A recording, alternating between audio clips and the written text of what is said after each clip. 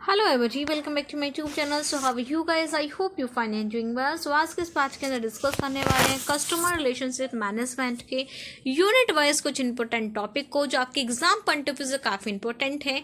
सो आपने करना क्या है, इस वीडियो को एंड तक देखते हुए चलना है। मैंने आपको सीआरएम के अंदर यूनिट वाइज जितने भी इंपॉर्टेंट टॉपिक बताए हैं उन सभी टॉपिक को अच्छे से प्रिपेयर करते हुए चलना है। अगर आप सीआरएम के अंदर अच्छे मार्क्स गेन करना चाहते हैं देन आई होप कि आप सभी ने जो अपनी डेट शीट है वो आप सभी ने देख ली होगी। साथ के साथ आपने करना क्या है, इस वीडियो को एंड तक देखना है। देन तुरंत देखने के बाद प्रीवियस ईयर का जो एग्जाम पेपर है उसको भी आपको अच्छे से देखते हुए चलना है।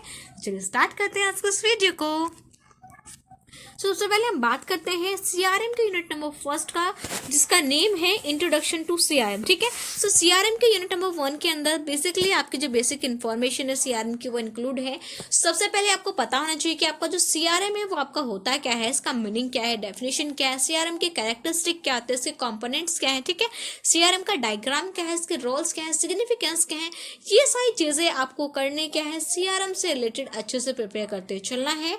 अगर हम यहाँ से क्वेश्चन की रिपीटेशन की बात करें 2021, 22 एंड 23 के अंदर सीआरएम की बेसिक इंफॉर्मेशन से रिलेटेड जो क्वेश्चन है वो आपके एग्जाम के अंदर पूछे गए हैं। ठीक है, नेक्स्ट आपका कस्टमर टच पॉइंट। सो आपने बताना है कि आपका कस्टमर टच पॉइंट होता क्या है, इसका मीनिंग क्या है, डेफिनेशन क्या है, इसकी इंपोर्टेंस क्या है, इसको किस तरीके से कैटेगराइज करा गया है और किस तरीके से हम कस्टमर टच पॉइंट को आइडेंटिफाई कर सकते हैं। ये सारी चीज़ें आपने करनी क्या है, इस टॉपिक से अच्छे से प्रिपेयर करते चलना है। ये जो टॉपिक है वो आपका 2021 के अंदर एग्जाम के अंदर पूछा गया था। नेक्स्ट है हमारा सीआरएम सॉफ्टवेयर फीचर। सो आपने बताना है कि जो हमारे सीआरएम सॉफ्टवेयर है उसके क्या क्या फीचर्स होते हैं, या फिर सीआरएम सॉफ्टवेयर आपका होता क्या है, ये किस तरीके से वर्क करता है, इसका ऑब्जेक्टिव क्या है, ये सारी चीज़ें यहाँ से आपको अच्छे से क्लियर होनी चाहिए। इस टाइप का जो क्वेश्चन है वो आपका लास्ट ईयर ही एग्जाम के अंदर पूछा गया है। सो ये सारी चीज़ें आपको करनी क्या है, यूनिट नंबर फर्स्ट के अंदर से अच्छे से प्रिपेयर करते हुए चलना है। ठीक है, देन हम नेक्स्ट बात करते हैं यूनिट नंबर सेकंड के बारे में, जिसका नेम है सीआरएम प्रोसेस। सबसे पहले आपको पता होना चाहिए कि आपका सीआरएम प्रोसेस होता है क्या है, इसका मीनिंग क्या है, डेफिनेशन क्या, आपका सीआरएम का प्रोसेस क्या होता है, इसके मॉडल्स क्या है, ठीक है, इसके एलिमेंट्स क्या है, मॉड्यूल्स इन सीआरएम, सीआरएम के अंदर कौन कौन से मॉड्यूल है, उनको किस तरीके से हम प्रिपेयर करते हैं, क्या उनका ऑब्जेक्टिव होता है, ये सारी चीज़ें आपने करनी क्या है, इस टॉपिक से अच्छे से प्रिपेयर करते हुए चलना है। अगर हम यहाँ से क्वेश्चन की रिपीटेशन की बात करें 2021, 22 एंड 23 के अंदर यहाँ से जो क्वेश्चन है वो आपका आया है। नेक्स्ट आपका ईसीआरएम, आपने बताना है कि आपका ईसीआरएम होता है क्या है, इसका मीनिंग क्या है, डेफिनेशन क्या है, इसके फीचर्स क्या है, इसका रोल क्या होता है, ईसीआरएम है वो आपका कितने टाइप का होता है। ठीक है, और ये किस तरीके से हमारे बिजनेस के अंदर हेल्प करता है, ये सारी चीज़ें आपने करनी क्या है, अच्छे से प्रिपेयर करते हुए चलना है।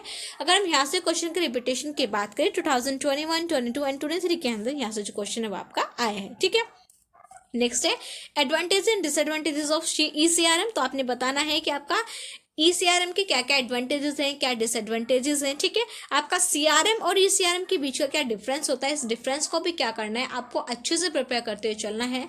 लास्ट ईयर ही आपका सीआरएम और ईसीआरएम के बीच का जो डिफरेंस वो एग्जाम के अंदर पूछा गया है। ठीक है, सो ये क्या है, हमारी यूनिट नंबर के कुछ इंपॉर्टेंट टॉपिक हैं, आई होप आपको क्लियर हो गए होंगे।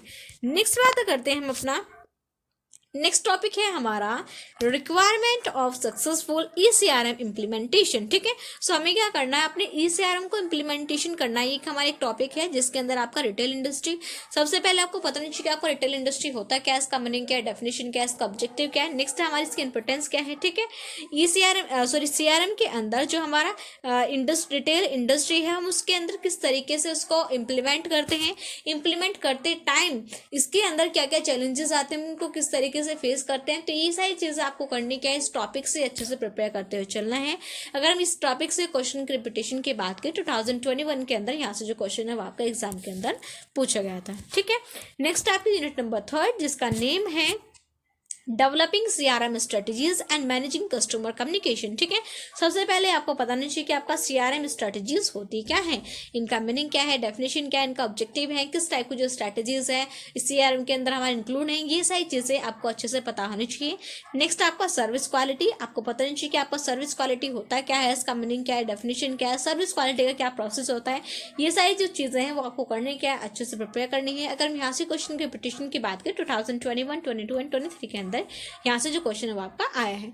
नेक्स्ट आपका सीसीएम। ठीक है, सीसीएम क्या होता है, हमारा कस्टमर कम्युनिकेशन मैनेजमेंट। सो आपने बताना है कि आपका कस्टमर कम्युनिकेशन मैनेजमेंट होता क्या है, इसका मीनिंग क्या है, डेफिनेशन क्या है, इसका जो इवोल्यूशन है वो किस तरीके से हुआ है, कस्टमर कम्युनिकेशन मैनेजमेंट कितने टाइप का होता है, इसके स्किल्स क्या होते हैं, बेनिफिट क्या होते हैं, ट्रेंड्स क्या होते हैं, ये सारी चीज़ें आपको करने क्या है, सीसीएम से रिलेटेड अच्छे से प्रिपेयर करते हुए चलना है। ठीक है, क्योंकि 2022 के अंदर यहाँ से जो क्वेश्चन है वो आपका आया था। नेक्स्ट आपका सीसीएम एंड सीआरएम के बीच का क्या डिफरेंस है। इट मीन्स कि कस्टमर कम्युनिकेशन मैनेजमेंट और कस्टमर रिलेशनशिप मैनेजमेंट के बीच क्या डिफरेंस है, इस डिफरेंस को भी क्या करना है, आपको अच्छे से प्रिपेयर करते चलना है।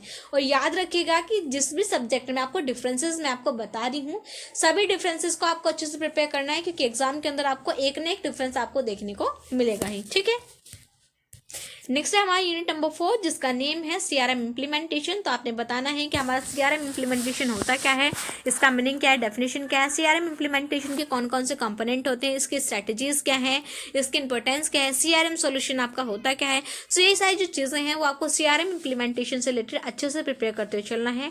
अगर यहाँ से क्वेश्चन की रिपीटेशन की बात करें 2022 के अंदर यहाँ से जो क्वेश्चन है वो आपका आया था।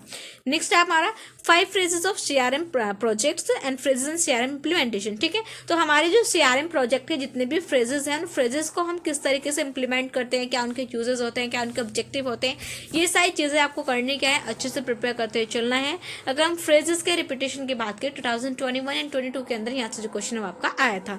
नेक्स्ट हमारा failure and success of CRM. जो फेलियर और सक्सेस है ये भी क्या एग्जाम पॉइंट ऑफ व्यू से काफी इंपॉर्टेंट है। सो आपको पता चाहिए कि हमारे सीआरएम के क्या क्या सक्सेस होती है, क्या फेलियर होती है, ये सारे पॉइंट्स आपको अच्छे से क्लियर होना चाहिए।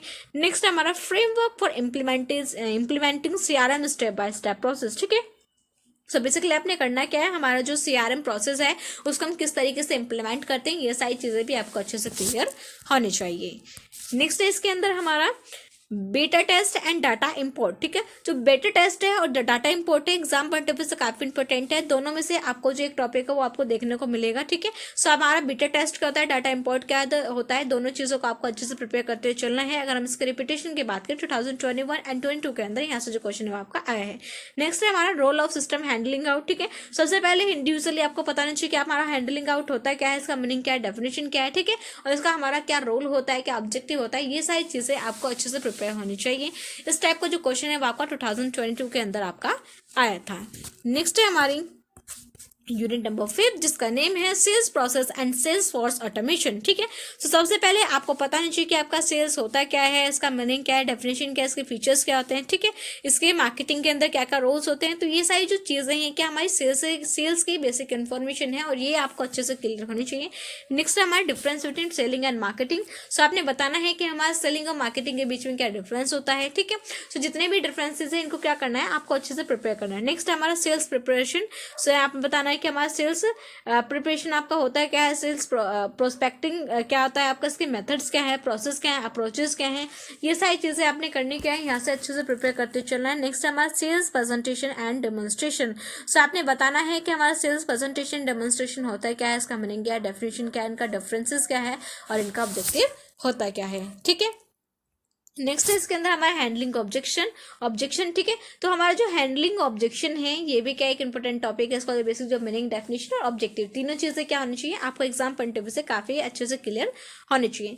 नेक्स्ट हमारा सेल्स फोर्स ऑटोमेशन। ठीक है, तो सेल्स फोर्स ऑटोमेशन को जिसको हम शॉर्ट में SFA भी बोलते हैं, सो इसके बारे में भी आपको अच्छे से प्रिपेयर होना चाहिए कि आपका सेल्स फोर्स ऑटोमेशन आपका होता क्या है, इसका मीनिंग क्या है, डेफिनेशन क्या है, इसके फीचर्स क्या होते हैं, इसका इकोसिस्टम क्या होता है। ठीक है, इसका इंपॉर्ट क्या होता है, ये सारी चीजें आपने करने के इस टॉपिक से अच्छे से प्रिपेयर करते हुए चलना है।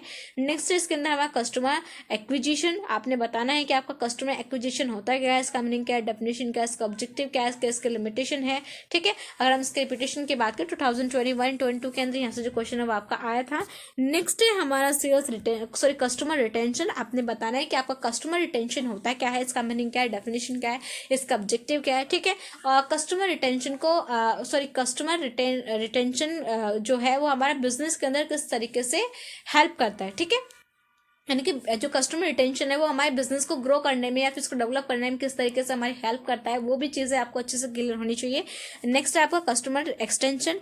तो ये भी जितने भी टॉपिक मैंने आपको बताए हैं ये सारी चीज़ें आपको अच्छे से क्लियर होनी चाहिए। अगर हम कस्टमर रिटेंशन एक्सटेंशन के रिपीटेशन की बात करें 2021, 22 एंड 23 के अंदर यहाँ से जो क्वेश्चन है वो आपका आया है। ठीक है, सो ये क्या है, हमारे कस्टमर रिलेशनशिप मैनेजमेंट, जिसको हम शॉर्ट में CRM बोलते हैं। तो उसके क्या है, हमारे यूनिट वाइज कुछ इंपॉर्टेंट टॉपिक हैं जो आपके एग्जाम पॉइंट ऑफ व्यू से काफी इंपॉर्टेंट है। आपको करने क्या है, यूनिट वाइज इन सभी टॉपिक को अच्छे से प्रिपेयर करते हुए चलना है। अगर आपको कोई डाउट है तो कमेंट सेक्शन के अंदर पूछ सकते हैं। देन अगर आपने इसका प्रीवियस ईयर के एग्जाम पेपर की वीडियो नहीं देखी है तो उसका जो लिंक है मैं आपको प्रोवाइड कर दूंगी। Thank you, have a good day and all the best for examination. Bye bye, see you in the next video.